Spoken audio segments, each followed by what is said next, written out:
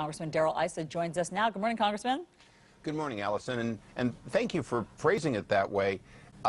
Clearly, when you look at a failed organization, you ask, why would it be better some other way? Yeah. And when you go to San Francisco, where they have and always have had this private-public partnership, what you find is it's better. In one of the most liberal cities in America, they have less government workers, more private workers being supervised ultimately by TSA officials at the top. Look, I don't want to editorialize here, and I do want to hear the other side, but if you've flown in the past year, it's very hard to miss that something seems to be not working. You know, nobody wants to sacrifice security, and if that's what's going so well, then I think that everybody would take the extra added hour. However, there's all sorts of evidence that security is not going so well either. All of these internal investigations show that 95% of the time, these undercover agents can sneak something dangerous on board. Congressman, who do you blame? Who specifically do you blame for the long lines that Americans are seeing at the airports now? I blame the basic, if you will, pattern of government. When you take government, it's going to be more bureaucratic. When you unionize government, it's going to be more bureaucratic.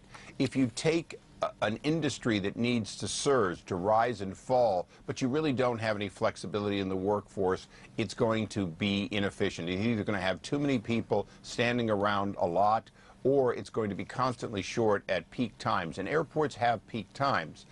It's one of the reasons that a private system that allows for part-time workers or workers who are reprogrammed to other duties during non-peak times can be more flexible, meet the requirements of the traveler, and ultimately, the point you made is so good, be 3 times more likely to catch the bad things in these random tests. That's a huge difference in safety. But just explain this. How could privatizing the security cut down on the lines? If there's peak times, when everybody shows up, how does a private security system work better? When you look at the private sector solutions, one of the things they'll do is they'll either hire some part-time people, retirees and others who are happy to have these jobs, or they'll shift people from completely different jobs at peak times.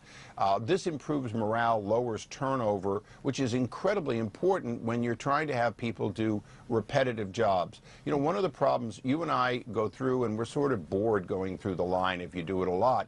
Well, imagine being somebody that does that every day for a career, just moves those little buckets from one place to another. It's not an easy job to stay motivated, but you have to. Every single passenger is a possibility for a security threat, and you've got to treat each one with the same sort of quick but accurate testing.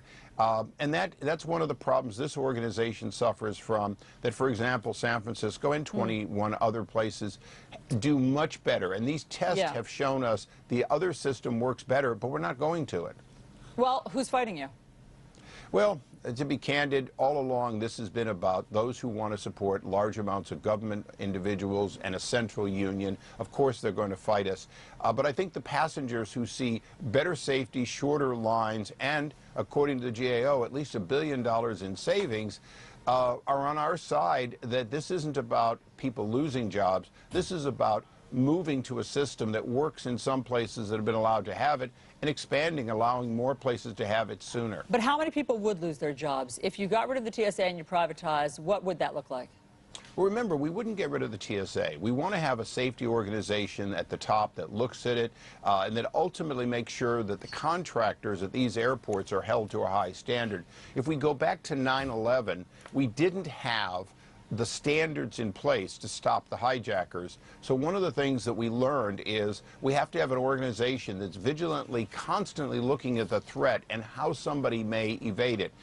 If you will, box cutters, as in 9/11. So we're in a position now where we have an organization, over 4,000 of those 42,000 people work at corporate headquarters. Most of that probably wouldn't go away, but the idea that somebody is a full-time government employee for 20 years, moving that bucket from one place to the other so you can put your small items in it, that's an area where you look and say, you know what, that's not really where the security is. The security is in the knowledge and the oversight of people doing these mundane jobs, but doing them in a way that shortens our lines and is more responsive.